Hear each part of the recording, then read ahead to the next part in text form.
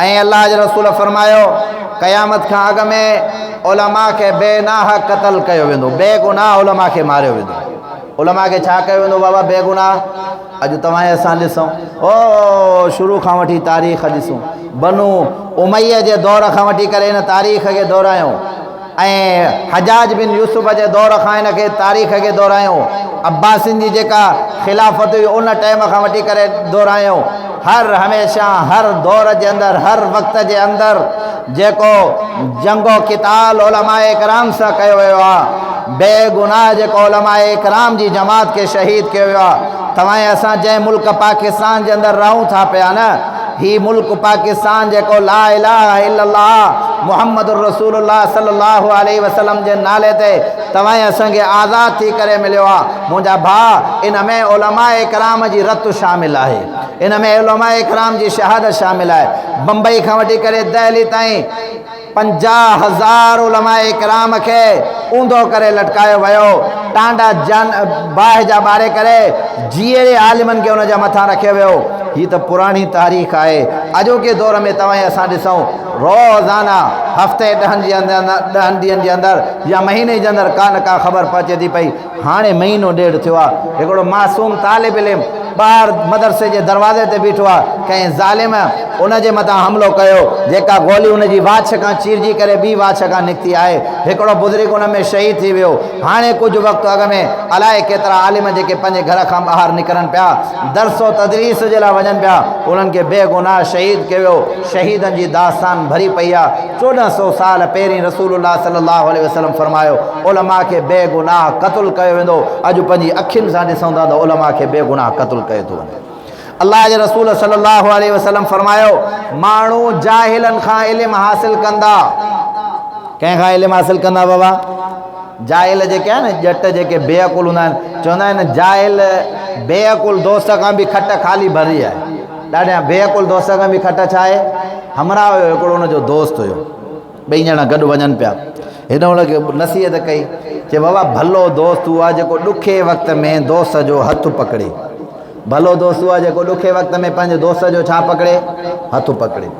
कुझु वक़्त खां पोइ अॻिते जो हलिया त उहो जेको हुन सां गॾु ॿियो हमरा हुनजो दोस्त हुयो, हुनजा को मुखालिफ़ हुया, दुश्मन हुया, उहे आया अची करे हिनखे जीअं मारणु शुरू कयूं त हे जेको हिनजो बेअकुल दोस्त हुयो उन पंहिंजे दोस्त जा ॿई हथ खणी करे हीअं पकड़िया।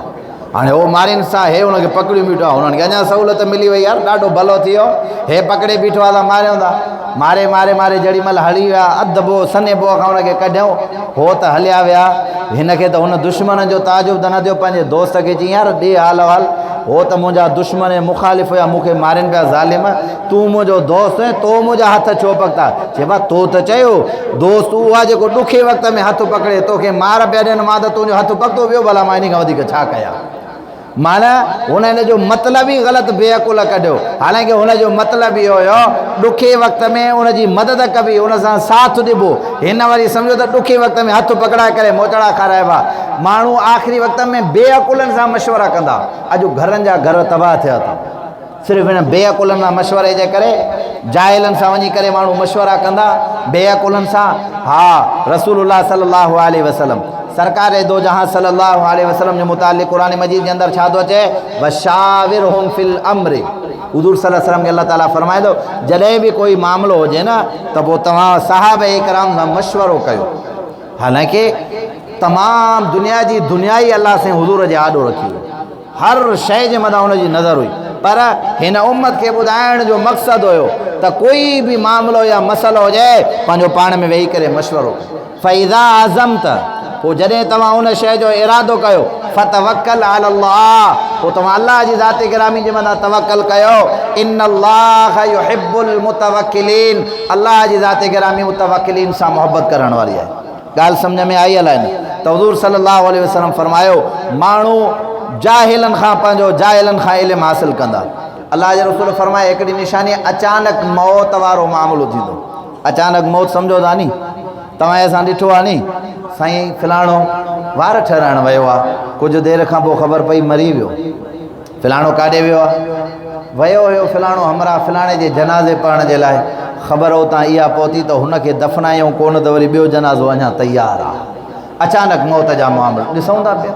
यार ही रात तो मां सां वेठो हुयो चङो भलो हुयो अल्लाह यार ख़बर ई ना आहे रात जीअं सुतो सुबुह जो उथियो त ख़बर ई ना आहे त वफ़ात करे इहो आहे अचानक जो मौत अल्लाह ताला माफ़ फरमाए अॼोके दौर जे अंदरि आसाइशूं बि वधीक आहिनि आसानियूं बि वधीक आहिनि अचानक मौत जा मामलात बि वधीक आहिनि अॻे दौर जे अंदरि सवारी छा हुई ॿेड़ी घोड़ा ॾाचियूं या हाथियूं उन जे मथां सवारी कंदा माण्हू या खचरनि जे मथां सवारियूं कंदा ऐं अॼोके दौर जे अंदरि तव्हां असां छा जे मथां सवारी कयूं था पिया गाॾियुनि जे मथां गाॾियूं स्पीड में हलंदियूं फलाणी कोच तां निकिती आहे खिलंदा विया बाबा 50 माण्हू 50 माण्हू ई वफ़ात करे हेतिरा माण्हू हुया हेतिरा इनखे चइबो आहे अचानक मौत अॼु अखियुनि सां ॾिसूं था पिया अचानक मौत वारो मामलो हुज़ूर सल्लल्लाहु अलैहि वसल्लम फरमायो अचानक मौत मां मुराद इहा आहे कसरत सां माण्हू मरंदा खोड़ माण्हू घणा मरंदा हिकिड़ो माण्हू मरे थो ॿियो ताज़ियतुनि जो सिलसिलो हफ़्ते जीअं अॼु भत जो सॾु हूंदो आहे माण्हू होॾे वियो ईअं जाॾे तव्हां नज़र फेरायो सिर्फ़ु ताज़ियत ई ताज़ियत आहे बहरहाल